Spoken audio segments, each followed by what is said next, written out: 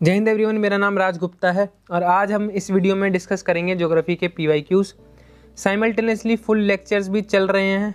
पूरे वीडियो हम बात करें जियोमॉर्फोलॉजी की, एस्ट्रोनॉमी की, हम बात करें क्लाइमेटोलॉजी की, सारी चीज़ें साइमल्टेनियसली आ रही हैं, तो PYQs यहाँ डिस्कस हो जाएंगे। सबसे लेटेस्ट वन है, क्यों डिस्कस किए मैंने सबसे लेटेस्ट वन? रीज़न बहुत सिंपल है, पैटर्न जो है चेंज हो रहा है।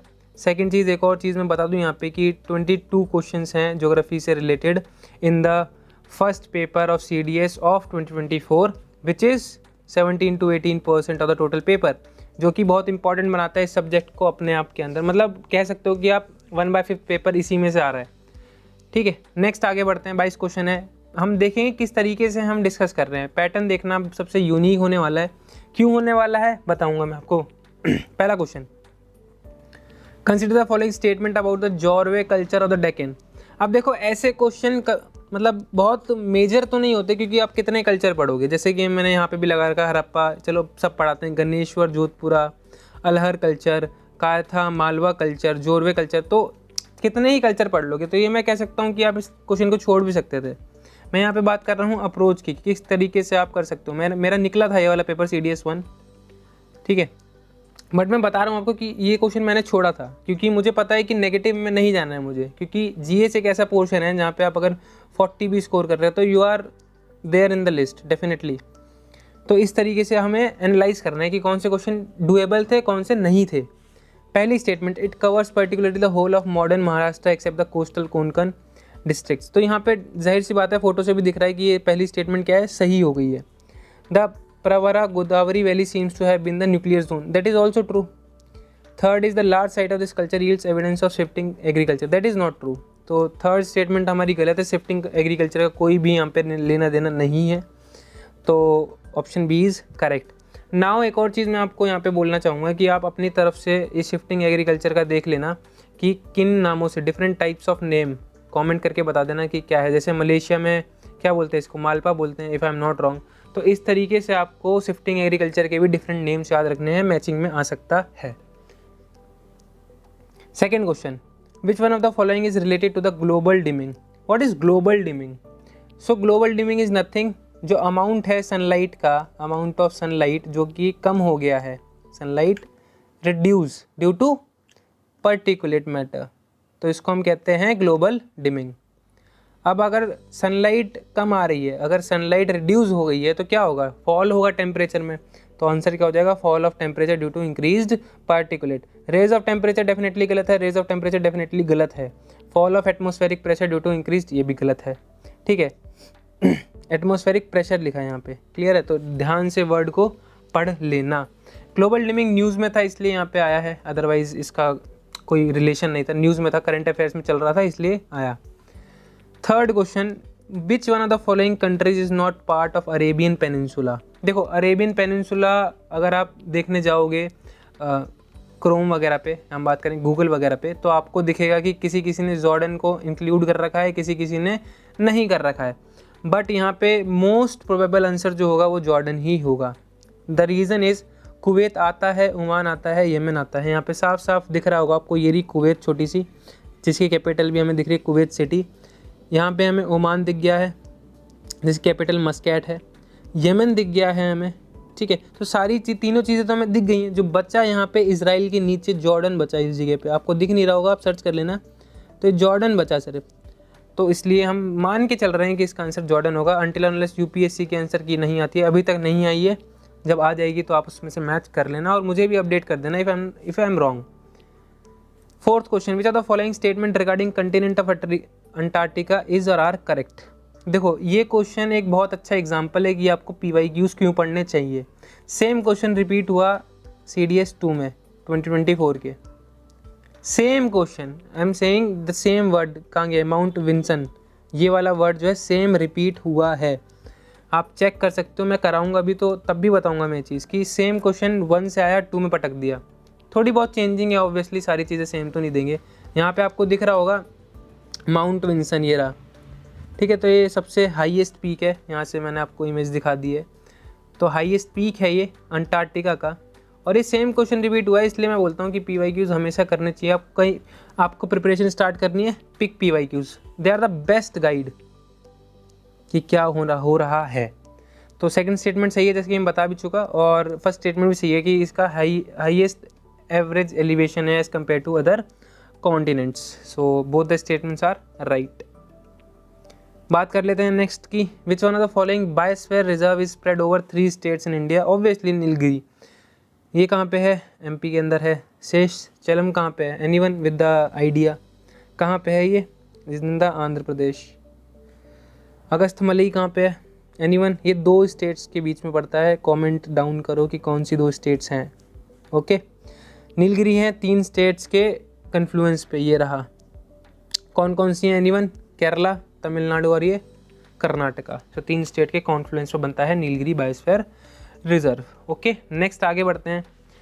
विच one of the following pairs is correctly matched. तो इन तीनों में से कौन सा is not correctly match, sorry, कौन सा करेक्टली मैच नहीं है। तो हम सबको पता है कि रामनगर सही है, चक्रशिला सही है, केन सही है, Nahar is the wrong one. तो नाहर जो वाइल्ड लाइफ सेंचुरी है हरियाणा में नहीं है। कमेंट डाउन कहाँ पे है। नेक्स्ट आगे बढ़ेंगे। Which are the following statement regarding coconut production in Lakshadweep is or are correct. तो पर्टिकुलरली बात की है लक्षद्वीप की, कि कौन सी स्टेटमेंट इसमें लक्षद्वीप के रिगार्डिंग कोकोनट प्रोडक्शन में सही है। तो productivity per hectare is highest in India. तो जाहिर सी बात है लक्षद्वीप में सही है ये चीज़, अगर आपने पढ़ा भी होगा। There is a difference between production and productivity, क्योंकि प्रोडक्शन का मतलब हो गया कि ओवरऑल कितना प्रोड्यूस हो रहा है, ग्रॉस वैल्यू की बात कर ली है यहाँ पे। बट प्रोडक्टिविटी मतलब होता है कि हमें कितना लैंड दिया है, टोटल लैंड, ठीक है। हमें उस बेसिस पे पता चलता है कि हमें अगर मान लो लैंड ही कम दिया है और हमारी प्रोडक्शन ज़्यादा हो गई है, तो उसके हिसाब से प्रोडक्टिविटी नापी जाती है। अगर कम लैंड पे ज़्यादा प्रोड्यूस कर दिया तो उसको कहेंगे हम प्रोडक्टिविटी। ये कंपैरिजन के लिए यूज़ किया है। नेक्स्ट आगे बढ़ेंगे। अब यहाँ पे देख भी लेते हैं हम कावारत्ती की जो है, कावारत्ती कहाँ है, लक्षद्वीप में है ऑब्वियसली। तो यहाँ की क्या है 35,587। तो ये सारे आइलैंड्स हैं, आप देख सकते हो, खुद मैच कर सकते हो कि किसकी कहाँ पे ज़्यादा है। तो फर्स्ट स्टेटमेंट सही है। Second is oil content in nuts is highest in the world. So world की बात मत करो भैया, ब्राज़ील की नट्स हैं सबसे ज़्यादा जो ऑयल कंटेंट है इधर होता है 67%। ओके, नेक्स्ट आगे बढ़ते हैं। Which are the following statement regarding barrier islands is or are correct. Barrier island देखो यहाँ पे दिख रहा है, थोड़ा सा एग्जांपल मैंने कार्टूनिश लगाने की कोशिश की है। So these are small chains of sand islands that form offshore far from the coast, that is true. पहली स्टेटमेंट सही। और देखो, ज्योग्राफी और एनवायरनमेंट 2 ऐसी चीज़ें हैं जहाँ पे आपको जनरलाइज्ड स्टेटमेंट को सही मार्क करना पड़ेगा। अगर कोई स्टेटमेंट जनरलाइज्ड है तो वो जनरली सही होती है, तो आप वहाँ पे 70-30 मान के चलो कि 70% सही होगी वो, ठीक है। सेकंड स्टेटमेंट कह रही है लगून और shallower masses separate the barrier islands from the mainland. देखो ये लगून है, ये सेपरेट कर रहा है मेनलैंड को और बैरियर को, तो ट्रू है सेकंड स्टेटमेंट भी। Such location are hazardous for settlements because they are easily swept away by storms and hurricane. तो मेरे को लगता है कि आपको जो कन्फ्यूजन होनी चाहिए इस क्वेश्चन में वो इन दोनों ऑप्शंस में होनी चाहिए। The reason is third statement is very generalized, कि भैया अगर कोई बैरियर आइलैंड है, बाय फॉर दैट मैटर कोई सा भी आइलैंड है, तो उसको खतरा तो है ही कि स्टॉर्म आ जाएगा और हरिकेन हो जाएगा तो हमें ले जाएगा उड़ा के। तो थर्ड स्टेटमेंट तो सही ही होनी चाहिए। तो इससे हम पता चल गया कि सेकंड स्टेटमेंट भी सही है। खेल है यहाँ पे फर्स्ट का, अगर फर्स्ट पता है तो आपको आंसर पता है, क्लियर है। तो यहाँ पे तीनों ही स्टेटमेंट सही है। नेक्स्ट आगे बढ़ेंगे। Identify the type of cloud on the basis of the given characteristics. तो यहाँ पे हमें क्लाउड बताना है इन 3 स्टेटमेंट्स के बेसिस पे कि कौन सा क्लाउड होगा, जिसका डिस्क्रिप्शन ये है। High thin puffy white clouds of ice crystals that looks like ripple, they appear between 20,000 feet to 40,000 feet above Earth's surface. One of its type is called mackerel sky because the cloud resemble large fish. अब किसी को नहीं पता भैया mackerel sky क्या होता है, हमें नहीं पता, मेरे को भी नहीं पता था for very to be very honest, क्योंकि मैंने नहीं पढ़ा ये कभी, मैंने सिर्फ क्लाउड्स के बारे में पढ़ा है, मेरे को इनके बारे में पता है। बट आपको इतना श्योर होना पड़ेगा कि अगर आपको 2 स्टेटमेंट पता हैं ऐसे क्वेश्चंस में तो आप सही मार्क करके आओ। पहली चीज़ यहाँ पे मैं क्या नोटिस करूँगा कि भैया हाइट क्या है, तो 20 to 40,000 है, इसका मतलब जो वर्ड होगा वो सीरो होगा, क्योंकि हमें पता है कि सिरस क्लाउड हाई एल्टीट्यूड क्लाउड होते हैं, तो एल्टो का तो ऑप्शन वैसे ही चला गया। अब मुझे कन्फ्यूजन होनी चाहिए स्ट्रेटस में और क्यूमुलस में, तो मैं यहाँ पे देखूँगा फिर हाई थिन पफी क्लाउड, तो मैं यहाँ पे और श्योर हो गया कि आंसर क्या होगा सीरोक्यूमुलस होगा। अब समझने के लिए भैया बहुत सारे क्लाउड होते हैं, मैं क्या करूँ, कैसे पढ़ूँ, क्या ना करूँ, तो ये देख लो आप ज़रा नीचे वाला पोर्शन, आपके लिए मैंने कर दिया काम इजी। क्लासिफिकेशन दे दिया है क्लाउड का बहुत ही सिंपल तरीके से। हाई एल्टीट्यूड क्लाउड है तो ये देखो मीटर्स में है, वो वहाँ पे फुट में है, फीट में है, तो प्लीज़ गाली मत देना मेरे को। Middle clouds, low altitude clouds and clouds with great vertical Heights, तीनों को मैंने हाइट के बेसिस पे कैरेक्टराइज कर दिया। हाई में देखो आप हर जगह CI RR है, CI RR है, CI RR है।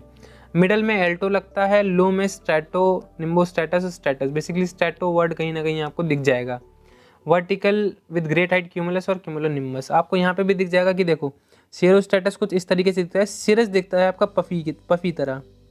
तो यहाँ से मेरा ये क्वेश्चन सही हो गया था। आपको इस तरीके से देखना है आपको कि कहाँ मैं खेल सकता हूँ। सेकंड मतलब next question, which are the following regarding gateway city. Gateway city में छोड़ देता, अगर मैं आपकी जगह पे होता, मैंने छोड़ा भी था कि मुझे नहीं पता इसके बारे में ज़्यादा, बट अगर आपको करना ही है, अगर आपके अंदर है कि भैया चुल है कि करूँगा ही करूँगा, तो गेटवे सिटी से अंदाज़ा लगा सकते हो कि मैं भी तुक्का लगा सकता था, बट मेरे को ज़्यादा नहीं लगाना था क्योंकि मुझे पता था कि मेरा हो रहा है आसानी से, तो मैं क्यों लगाऊँ। ठीक है, रिस्क नहीं लेना। अगर आपको पता है कि आप कहीं ना कहीं 110 to 115 के अराउंड स्कोर कर रहे हो तो प्लीज़, क्योंकि इंग्लिश का हो जाता है, आपको पता चल जाता है कि यार मेरे इतने आ रहे हैं तो मैं रिस्क ना लूँ, तो वो चीज़ है। अब गेटवे सिटी अंदाज़ा लगाए कि गेट है, मतलब कहीं ना कहीं एंट्रेंस और एग्जिट की बात होगी। तो city whose physical location make it a link between one country and other or between one region and other. मैंने पहले ही बताया, अगर जनरलाइज स्टेटमेंट है तो सही है, ये जनरलाइज स्टेटमेंट बोल दी कि किसी की ऐसी कोई सिटी जिसकी फिजिकल लोकेशन जो है वो मार्क करे link between one country to the other country. Clear है? या फिर एक रीजन से दूसरे रीजन। क्लियर है? गेटवे मतलब समझ में आ रहा है? यस, यही है। Second statement, a gateway city exercises control over a large area because it commands the entry commands the entry and exit right and power for a particular country or region. That is also true, I think. Why again generalized statement है. Most gateway city are ports, many of which were formerly administrative centers for government or a colonial. तो yes, that is also true. तो तीनों ही statement यहाँ पे सही है। Example यहाँ पे दिख गया है हमें, चबार पोर्ट से मुंबई, तो मुंबई सिटी एक गेटवे सिटी है, मुंबई सिटी एक गेटवे सिटी है। ठीक है, सॉरी गाइस अगर आपको थोड़ी बहुत नॉइज़ आ रही है ना बाइक वगैरह की, तो आई एम रियली सॉरी। देखो मैं इतना लेट शूट कर रहा हूँ, 12:26 हो रहे हैं रात के, बट है मेरा जहाँ मैं रहता हूँ वहाँ पे थोड़ा सा है इशू, सो माफ़ कर देना उस चीज़ के लिए मेरे को। Next question, identify the type of drainage pattern on the basis of the given characteristics. हमें आइडेंटिफाई करना है ड्रेनेज पैटर्न। अब ज़रूरी नहीं है कि मैं तीनों पढ़ूँ, जैसा कि मैंने बताया कि एक चीज़ हो सकता है कि मेरे को ना पता हो, दो पता हो। अगर आपको एक भी पता है और आपको कंफर्म पता है कि यार यही होना चाहिए, जैसे कि इन तीनों में सिर्फ एक पढ़ने की ज़रूरत है कि एक मैप और एरियल फोटोग्राफ में ये पैटर्न जो है वीन्स की तरह लगता है, और leaf on a leaf smaller stream join the main stream at an acute angle. तो जाहिर सी बात है कि डेंड्राइटिक होगा, इसमें सोचने वाली बात ही नहीं है कोई। तो ये दो स्टेटमेंट्स का तो काम ही नहीं था। आपको ज़रूरी नहीं है कि सारी ही पढ़नी है, आपको जिससे अंदाज़ा लग जाए वो पढ़ लो। ऐसे क्वेश्चंस में तो ईजी है, मतलब वेरी ईजी। ठीक है, तो ये पांचों मैंने बता दिया आपको। डेंड्राइटिक पैटर्न एनसीईआरटी का क्वेश्चन है यार, NCERT very easy. Drainage chapter number 3 I think, if I am not wrong, class 11th NCERT. तो मैं बता रहा हूँ आपको, एनसीईआरटी पढ़ो ज्योग्राफी के लिए सिर्फ, और कुछ करने की ज़रूरत नहीं है ज्योग्राफी में। Source is geography only. Which are the following statement regarding ice cap climate is or are correct. Ice cap climate के बारे में बताना जो कि कॉपेन के हिसाब से। तो कोपेन क्लाइमेट क्लासिफिकेशन ने आइस कैप क्लाइमेट को EF बोला था। भैया सही है, EF मतलब होता है जहाँ पे पेरिनियल आइस हो, मतलब आइस कभी ख़त्म ही ना हो, पेरिनियल आइस हो, सीजनल ना हो, पेरिनियल हो। क्लियर है? तो ये उन्होंने बोला था EF में, तो दैट इज़ ट्रू कि आइस कैप क्लाइमेट में यही था। It is the earth's most severe climate where the mean monthly temperature is never above 0 degree Celsius. That is also true कि भैया 0 डिग्री के ऊपर कभी नहीं जाता यहाँ पे टेम्परेचर, जो कि यहाँ पे दिख रहा है कि ice cap are defined as climate with no months having a mean temperature above 0 degree Celsius और 32 डिग्री फ़ारेनहाइट। थर्ड है the climate is found in the Pir Panjal and the great Himalayas. तो ये क्या स्टेटमेंट सही है? ये मैं आप पे छोड़ रहा हूँ, आप मुझे बताओगे इसका आंसर C है या तो D है। ठीक है, ये मैं आपके ऊपर छोड़ रहा हूँ, आप अपने थोड़ा सा बुद्धि लगाओ और मुझे बताओ कि यार क्या है। नेक्स्ट क्वेश्चन, इस the following statement regarding insulation is or are correct. Insulation के ऊपर CAPF यूपीएससी 2024 में भी सेम, मतलब एक क्वेश्चन आया था, सेम नहीं कहूँगा मैं, एक क्वेश्चन आया था जिसमें इनकमिंग और आउटगोइंग रेडिएशन की बात की थी। ठीक है, तो आपको पता होना चाहिए इस चीज़ें, भैया रिपीट हो रही हैं चीज़ें, तो प्लीज़ ध्यान रखना कि यूपीएससी साइकिल में क्वेश्चन रिपीट करते हैं। First question, insolation is predominantly short wave radiation with wavelength in the range of this. अब देखो, जब भी ऐसा फिगर आए ना तो कंफ्यूज नहीं होना यार, सोचने लग जाओगे तो गलत कर दोगे, जाहिर सी बात है, क्योंकि ये स्टेटमेंट सही है। ठीक है, ये स्टेटमेंट सही है। इनकमिंग रेड वेव क्या होती है, शॉर्ट वेव ही होती है, और जाने वाली टाइम क्या होती है, लॉन्ग वेव रेडिएशन होती है। ठीक है, ये सारी चीज़ें पढ़नी है तो भैया सब्सक्राइब कर लो चैनल को और वीडियोस देखते रहो। क्लाइमेटोलॉजी में ये सारी चीज़ें आएंगी। अभी फ़िलहाल जियोमॉर्फोलॉजी कंप्लीट हो चुकी है, so please watch it if you haven't and wait for the other videos also. Second, insolation is evenly distributed. ना भैया ना, ये इवनली डिस्ट्रीब्यूटेड नहीं है, तो सेकेंड गलत है, तो ये वैसे ही गलत हो गया। फर्स्ट स्टेटमेंट इज़ राइट, सो पहला A option is correct.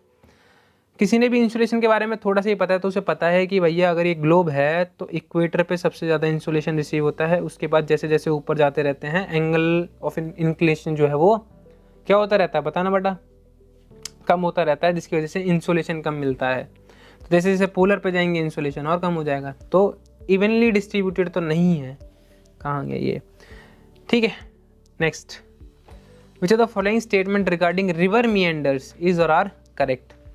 River की मिएंडरिंग, सबको पता है कि रिवर मिएंडर कब होता है, मैच्योर एज में होता है। कब होता है, मैच्योर एज में। 3 एजेस होती हैं, जियोमॉर्फोलॉजी में पढ़ाया था, ओल्ड एज, मैच्योर एज और यंग एज। किसने किया था ये क्लासिफिकेशन, डेविस मामा ने। ठीक है, WM डेविस नाम के एक हमारे जियोलॉजिस्ट थे या जियोग्राफिस्ट थे, लो कुछ कह लो आप उन्हें, उन्होंने ये चीज़ बताई थी।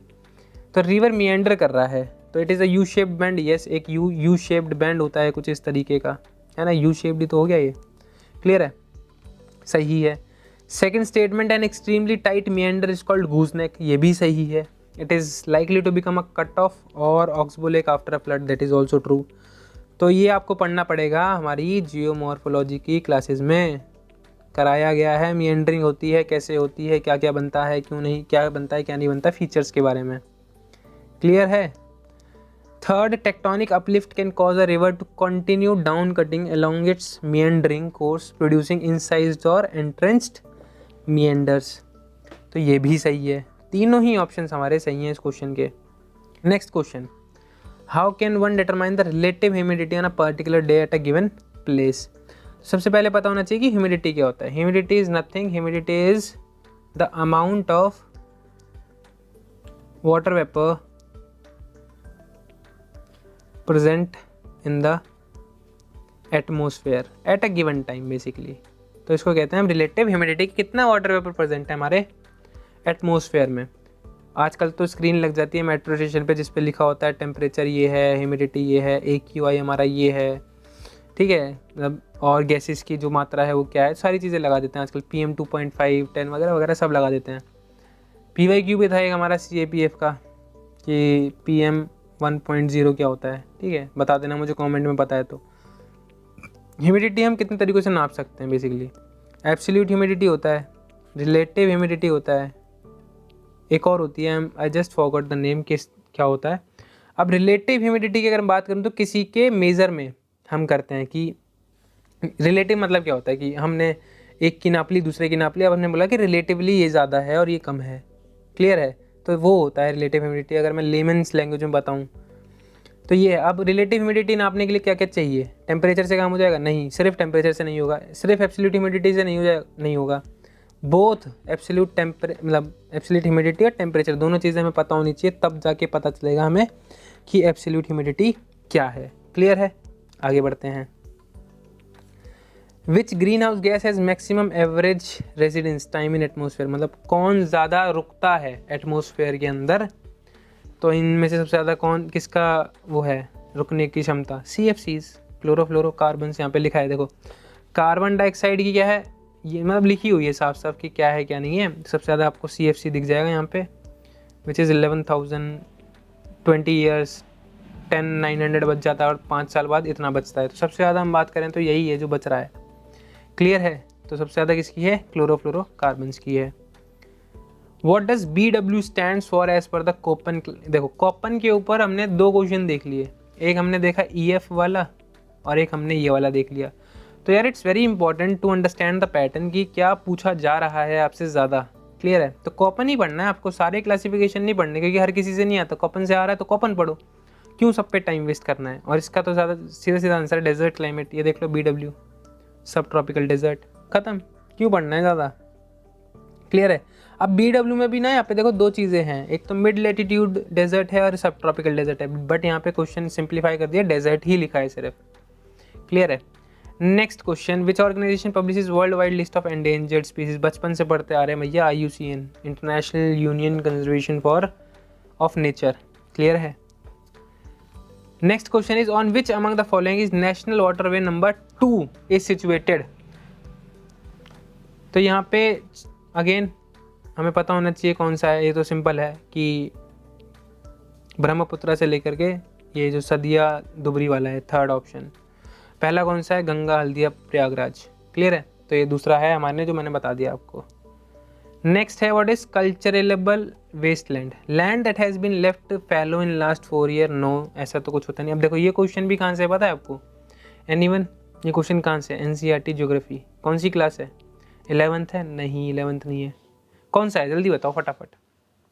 और ये पहला ही चैप्टर है if I am not wrong किसी भी एक बुक का, क्लास 8th का है अगर मैं गलत नहीं हूँ तो, ज्योग्राफी का। अगर मैं गलत नहीं हूँ तो, हो सकता है मैं गलत भी हूँ।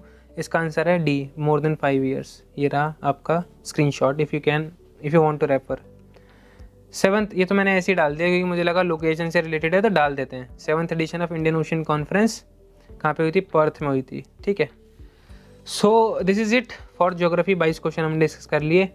And if you want more videos like this, so please यार tell me in the comment section. Your comments will definitely boost my confidence to upload more videos so that मैं वर्क करूँगा और इसके ऊपर अगर आपका आया तो।